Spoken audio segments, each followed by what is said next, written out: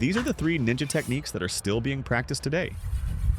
The same methods Yamabushi monks used to maintain incredible strength into their later years.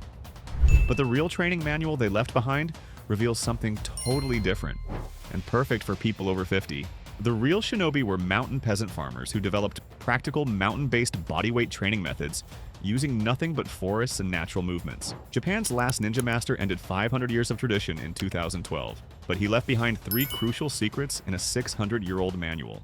Let me explain who these people actually were.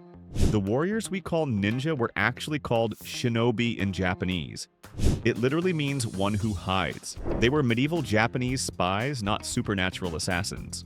While samurai were the noble warriors you see in movies, shinobi came from poor farming families in 2 mountainous regions called Iga and Koga. So when I say ninja in this video, I'm talking about the real shinobi, not the Hollywood version with throwing stars and black outfits. Junichi Kawakami was also the 21st head of the Band Clan and was recognized as Japan's last authentic ninja. In one of his interviews, he told journalists, "The art of ninjutsu has no place in the modern age," noting how technology made traditional shinobi skills obsolete. But here's what's remarkable. Before the lineages ended, 3 core training methods were preserved in that ancient manual and passed down to the Yamabushi mountain monks who still practice them today. These weren't weapons techniques or assassination skills. These were the foundation methods that kept aging shinobi operatives mission-ready well into their 60s. Today, you'll discover the 3 secrets that survived extinction, why they work better as you get older, and how to use them in any forest or park near you. Let's start with the first secret, the Shinrin Yoku, or forest bathing. Yamabushi mountain monks who taught ninja techniques practiced forest meditation and nature connection as core spiritual training in the Iga and Koga regions where ninjas operated. These weren't relaxation techniques. This was tactical preparation for dangerous missions.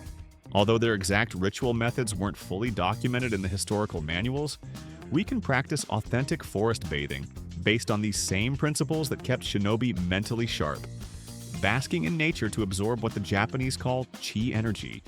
Here's a simple 5-minute ritual for reconnecting with nature. Start with a silent walk. This lets your mind settle and your awareness open.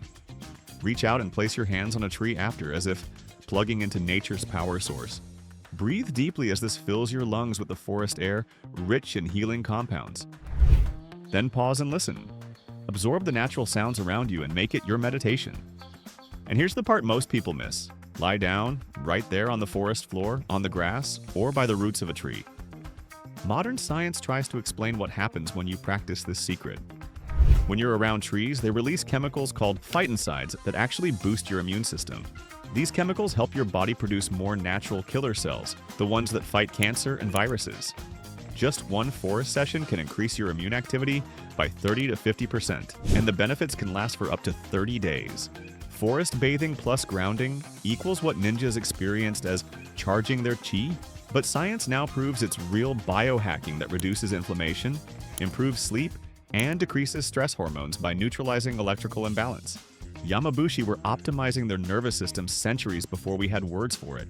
They knew proper mental preparation could mean the difference between mission success and death. This first secret prepared their minds brilliantly, but the second secret built the physical toughness that made them legendary. Secret number 2, water conditioning. Yamabushi practiced an extreme form of conditioning called takigyo, waterfall meditation in freezing water around 59 degrees Fahrenheit. They would sit under waterfalls for hours to build the mental toughness that ninja training was based on. This wasn't just spiritual practice, it was creating warriors who could stay calm under any pressure. Now, sitting under waterfalls for hours is obviously dangerous for us regular people, and finding a waterfall isn't exactly easy anyway. But we can get the same hormetic stress benefits through safe cold water exposure. Here are your 3 practical options that give you the same benefits. Number 1. Cold bathing in natural waters. Staying in cold water for just a few minutes in spring or autumn when the water temperature is naturally cold. I wouldn't recommend doing this in winter unless you're already experienced with cold exposure or you're at a supervised sauna facility. Interestingly, if the water is very cold, even doing this in summer can be effective for triggering the stress response. Number 2, cold shower method. This is the easiest way to start. When you take your morning shower, try switching to cold water for 1 minute. The beauty of this method is you can always switch back to hot water if it becomes too intense. Start with 30 seconds and work up to a full minute.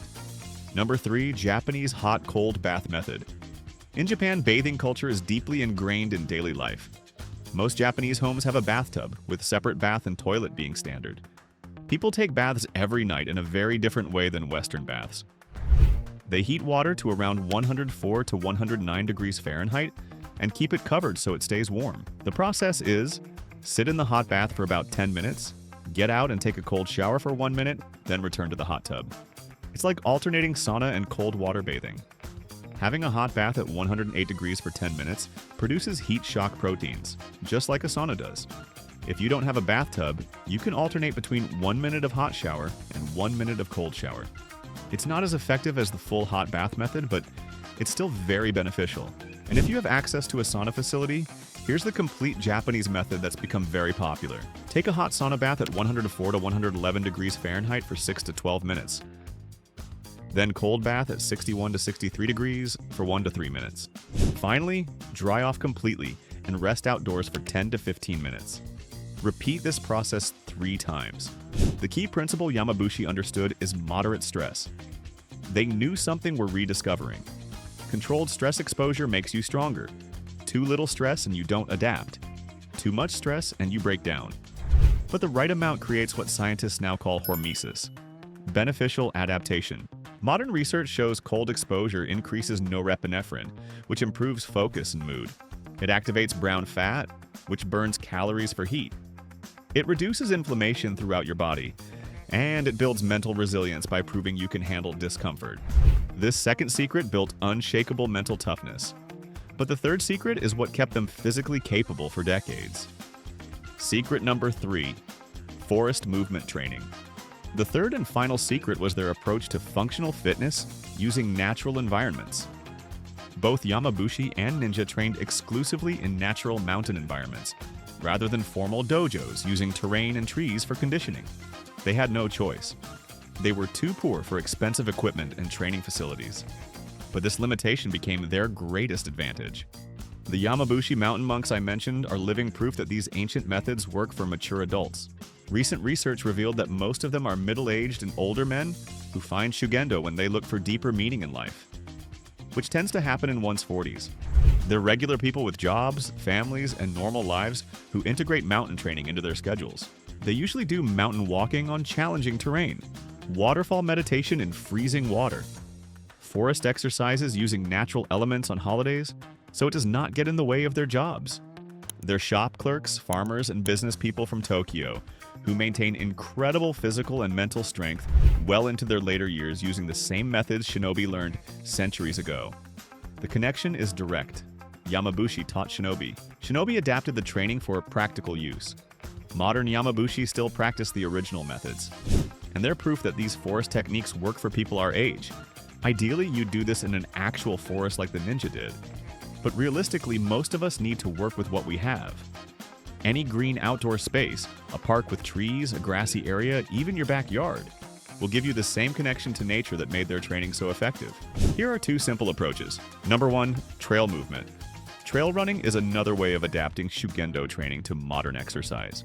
Like mountain climbing, you can do it occasionally besides your regular walking or interval walking. It can be done in mountains, hills, or flat forests. The idea is to run in nature and on unpaved ground. This builds the same adaptive movement skills ninjas needed for navigating unpredictable terrain during missions. The uneven surfaces, natural obstacles, and changing terrain challenge your balance, stability, and environmental awareness in ways that treadmills or paved roads simply can't match. Start with whatever feels comfortable. Even just walking on natural trails gives you benefits. The key is getting your body used to adapting to changing ground conditions, which develops the kind of functional strength and coordination that kept ninja operatives sure-footed during nighttime missions. If you want to learn more about effective walking techniques, I have a complete guide to interval walking that shows you exactly how to structure your walks for maximum benefits. The link is in the description below. Number 2, forest HIIT training. Now for the conditioning that built ninja strength and endurance. I've created 2 versions that hit all 3 essential fitness pillars that decline with age: mobility, balance, and strength. For mobility, begin with walking lunges. Step forward into a lunge, come back to standing, then switch legs. This opens your hips and frees your ankles. just like the silent steps once used by ninjas. Next, try squat thrusts. Step your feet back into a plank, then step forward into a squat. Don't jump, it's controlled, building mobility through the whole body and mimicking the crouched movements of stealth. For balance, stand tall on one leg and reach forward with the opposite arm. Return to center. If you need, rest a hand gently on a tree for support. This develops single leg stability, the kind ninjas relied on to move across uneven ground. Then, add in those side steps. Take a wide lateral step, reach down with your fingertips, and repeat. This builds hip strength and the sideways agility needed to navigate tight spaces. For strength, press your back to a wall or even a tree and slide down into a sitting position.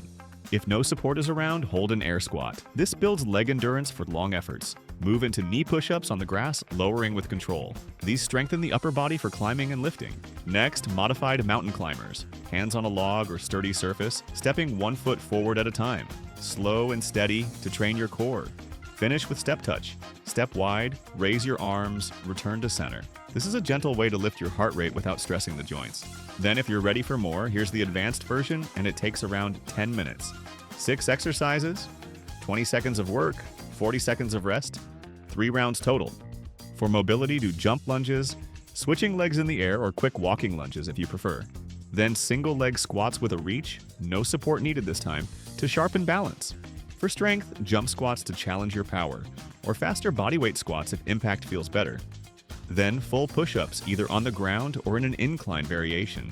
Add in mountain climbers at speed, pumping your knees to the chest, and finish strong with jumping jacks, or high knees for a lower impact option. Each movement ties back to actual ninja skills while strengthening the 3 pillars of aging fitness. You're not just exercising, you're training functional movement that translates into real-world mobility, balance, and strength. After your movement session, finish with the grounding ritual from Secret 1. Lie directly on the forest floor to discharge stress and absorb Earth's natural electrical field. This is how ninjas completed their training sessions for maximum recovery. You now have the 3 secrets that survived when ninjas went extinct. This is real ninja training that focused on practical methods for building resilience, strength, and mental clarity. These mountain peasants created a complete fitness system using nothing but nature. These are based on documented practices from the 600-year-old Bonsen Shukai manual, adapted from Yamabushi mountain monks. And now you have the same tools they used, tools that are more relevant today than ever, as we rediscover that our connection to nature isn't just nice to have, it's essential for optimal health and longevity. But here's what I'm curious about. Which of these 3 ninja secrets are you most excited to try first? Forest bathing, cold water conditioning, or the outdoor movement training? Drop a comment and let me know, and make sure you're subscribed so you don't miss our next video.